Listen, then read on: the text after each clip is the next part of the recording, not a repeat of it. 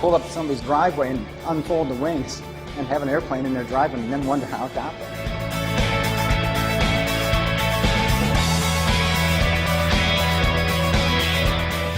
The truth is, until the vehicle flies, 75% of your risk is that first flight.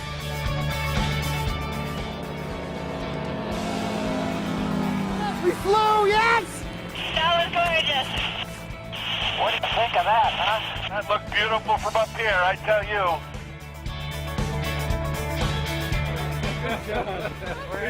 Fantastic.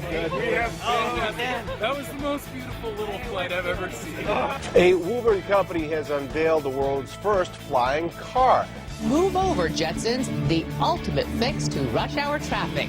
Tonight, the car we all dreamed about as kids is a reality. The Terra Fugia Transition, and it could be coming to a skyway near you. We've got a steering wheel for driving, a gas pedal, a brake pedal. Then for flying, we've got a control stick, rudder pedals. Look at that. You know what? I got to tell you something. That's pretty cool.